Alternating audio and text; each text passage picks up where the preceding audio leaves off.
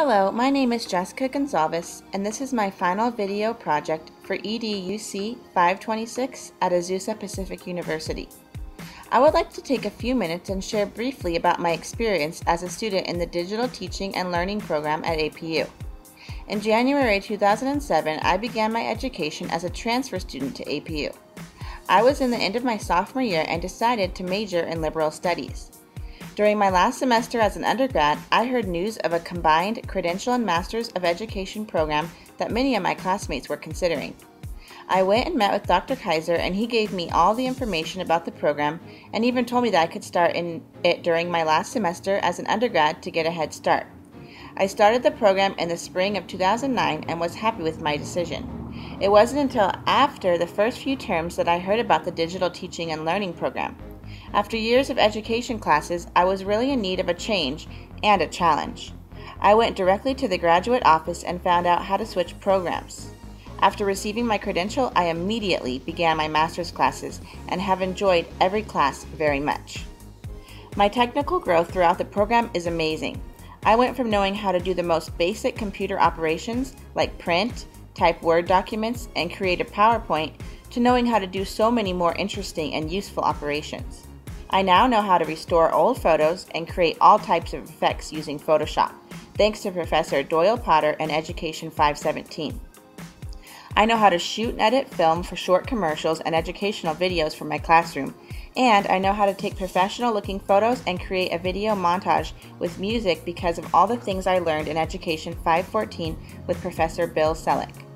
I know how to plan lessons and unit plans that include all multiple intelligences and many types of technology, courtesy of my professor Jennifer Kordoff and Education 522.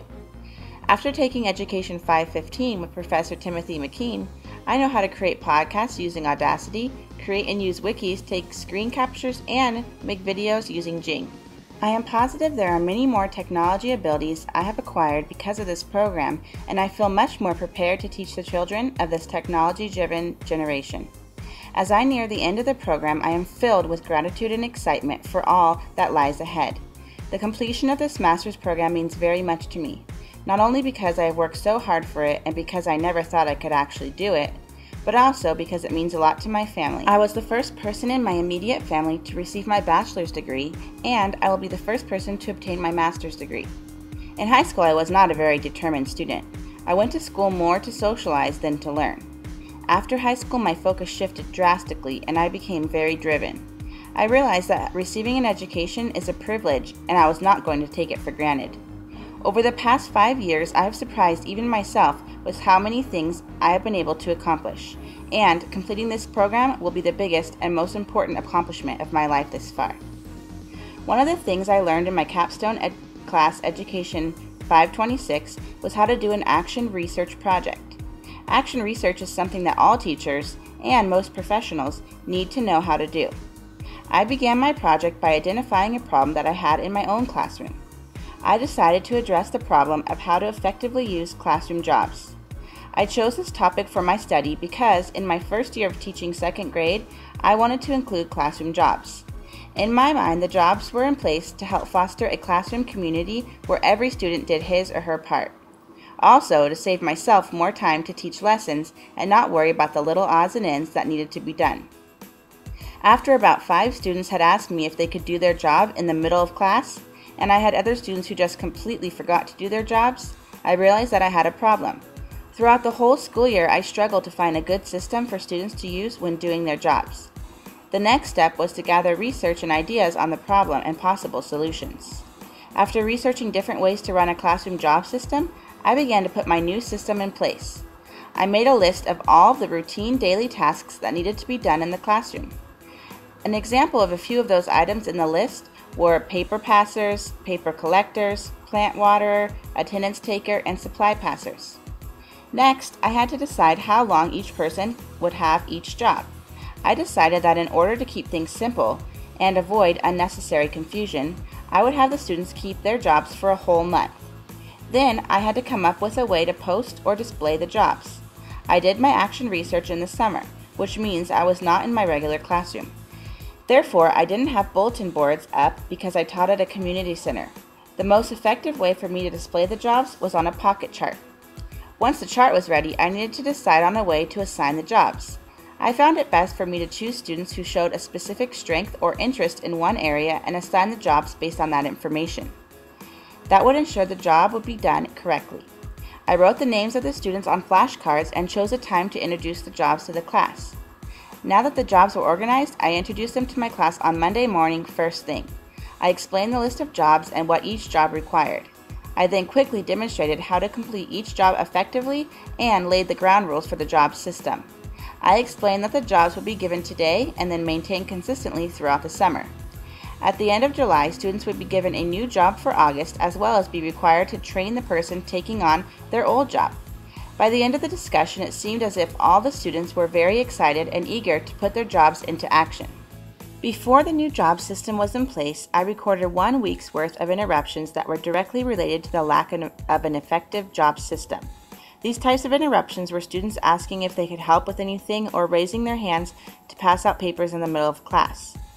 The first week of the new system, I recorded the amount of the same types of interruptions. There were only 2 interruptions related to classroom jobs.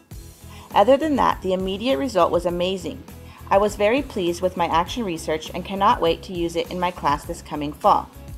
In Education 522 and 526, I created and developed a 6-week unit plan that incorporated Bloom's taxonomy, Howard Gardner's theory of multiple intelligences, and many different types of technology.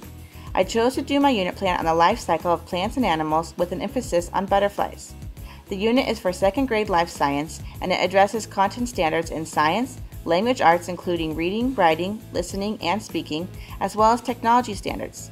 Each lesson in the unit plan incorporates many different learning styles and multiple intelligences. Every day during the unit, students are interacting with technology. I chose to do my unit on this topic because I taught my first year of 2nd grade this past school year, and I really enjoyed teaching my students about life science. Some of the activities that students will be doing during the science unit are to write journal entries daily to keep track of information they are learning and then upload it to the classroom blog. Students will create life cycle wheels and present them to the class using the Elmo projector and classroom speakers. They will use Audacity to record their thoughts and opinions and then share them with the class.